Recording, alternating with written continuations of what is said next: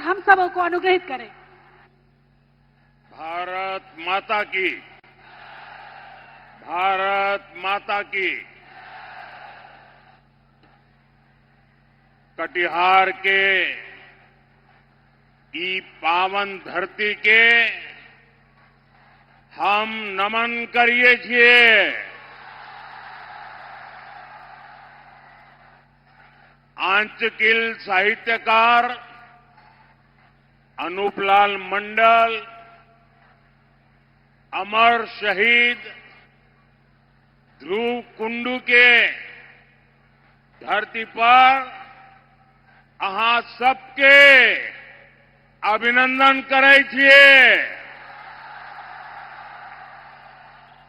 साथियों, ये कोसी मैया और गंगा मैया के संगम की पुण्य भूमि है।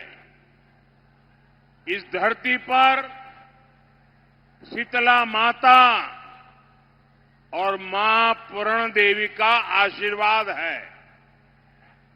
और आज मैं यहां इतनी विशाल संख्या में मातृशक्ति के दर्शन कर रहा हूं। माताएं बहनें आशीर्वाद देने आई है। इससे बड़ा सौभाग्य क्या होगा। ये मेरा सौभाग्य है कि आप एनडीए के हमारे सभी साथियों को आशीर्वाद देने यहां इतनी बड़ी संख्या में आए हैं। जितने लोग यहां दिखते हैं उससे ज्यादा लोग बाहर खड़े हैं और जितने लोग यहां हैं उससे ज्यादा रोड पर आ रहे हैं।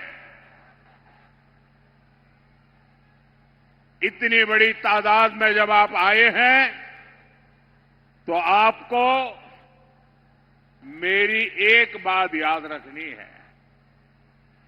आपका एक वोट,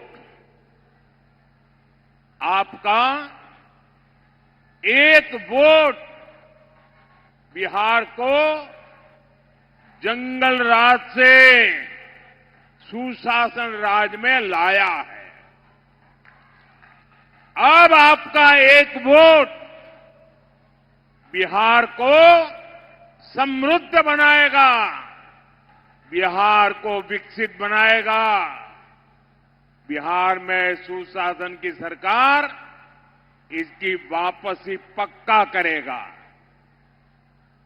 साथियों, आपको मेरा एक और काम करना है। मेरा एक काम करोगे आप लोग? जरा माताएं बहनें बताएं, करेंगे? जरा नौजवान बताएं, करेंगे? वहां जो नौजवान है आप वहीं खड़े रहिए। अब जगह नहीं है, आप आगे बढ़ ही नहीं सकते। आप जहां हैं वहीं खड़े रहिए। मेरी आवाज आप तक पहुंचेगी। आप मुझे देख नहीं पाएंगे, इसके लिए मैं आपकी क्षमा मांगता हूं। लेकिन मेरी आपसे प्रार्थना है, आप जहां हैं वहीं रुकिए, आगे जगह ही नहीं है।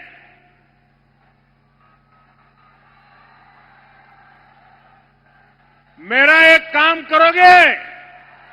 जरा हाथ ऊपर करके बताइए, करोगे? हमारे जो बिहार के भाई बहन छठ महापर्व के लिए गांव आए हैं, उनको मिलना और उनको कहना कि मोदी जी आए थे और मोदी जी ने कहा है कि अगर आपका वोट यहां है तो वोट दिए बिना जाना नहीं है। ये मेरी बात पहुंचा दोगे? ये मेरा संदेश उनको दे दोगे? देखिए, मैं देख रहा हूं माताएं बहनें ज्यादा उत्साहित हैं। आप इतना सारा काम कर रहे हैं तो आइए मेरे साथ कहिए। मैं कहूंगा फिर एक बार आप कहिएगा एनडीए सरकार। फिर एक बार फिर एक बार बिहार में फिर से सुशासन सरकार। साथियों, बिहार की जनता राजनीति की पारखी है। जो कहा जाता है बिहार की जनता उससे आगे की बात समझ जाती है। आप आरजेडी कांग्रेस के जरा पोस्टरों को देखिए, जो सालों साल तक यहां मुख्यमंत्री रहे, जो बिहार में जंगल राज लाए, उनकी तस्वीरें पोस्टरों में या तो गायब है या तो एक कोने में छोटी सी तस्वीर रखी है, दूरबीन से भी दिखती नहीं है। अब मुझे बताइए भाई, जो इतने बड़े उनके लिए नेता थे, जिनके परिवार के सारे लोग चुनाव के मैदान में हैं, और फिर ये छुपा छुपाई क्यों हो रही है? अरे अपने पिता का नाम बोलने में, छुपाने में शर्म क्यों आ रही है? वो कौन सा पाप है जिसको आरजेडी वालों को बिहार के नौजवानों से छुपाना पड़ रहा है? साथियों, आपने एक और चीज भी नोटिस की होगी, इन लोगों के पोस्टरों में कांग्रेस लगभग गायब है। आरजेडी ने कांग्रेस को कट्टा दिखाकर मुख्यमंत्री का उम्मीदवार भी घोषित करवा लिया, और अब कांग्रेस को उसकी हैसियत भी दिखाई जा रही है। कांग्रेस के जो नामदार कुछ हफ्तों पहले तक बिहार में बड़े बड़े दावे कर रहे थे, उनकी तस्वीर और दावे दोनों को पोस्टर में से भी और घोषणा पत्र में भी आरजेडी ने बौना बना दिया है, बौना बना दिया है। आजकल आप ये भी देख रहे होंगे कि जो वादे, जो घोषणाएं आरजेडी के नेता कर रहे हैं, कांग्रेस के लोग ही उन पर विश्वास नहीं कर रहे हैं। जब मीडिया के लोग कांग्रेस के नेताओं में उनके मुंह में उंगली डाल डाल करके बुलवाते हैं, मीडिया वाले बार बार पूछते हैं, घोषणा पत्र बताइए भाई, क्या बताना चाहते हो? जब भी घोषणा पत्र की बात आते हैं, ये कांग्रेस वाले क्या करते हैं? वो कहते हैं भाई घोषणा पत्र के लिए जो पूछना है वो जंगल राज के युवराज से पूछो, हमें मत पूछो। साथियों, ये हाल है इनका।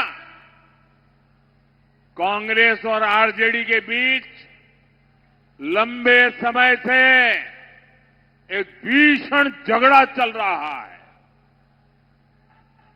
कांग्रेस के नामदार ने छठ महापर्व को इसलिए भी ड्रामा बताया ताकि बिहार के लोग आरजेडी पर गुस्सा उतारे और आरजेडी को पराजित करे, इसलिए ऐसी बातें बोली जा रही है। कांग्रेस के जो दूसरे राज्यों के मुख्यमंत्री हैं, बड़े नेता हैं, उनके बयान आपने सुने होंगे। अलग अलग राज्यों में कांग्रेस के नेताओं से बिहार के लोगों के लिए जानबूझकर अपमानजनक बातें बुलवाई जा रही है। केरल के कांग्रेस नेता में उसने तो बिहार की तुलना बीड़ी से कर दी। ये भी कांग्रेस की रणनीति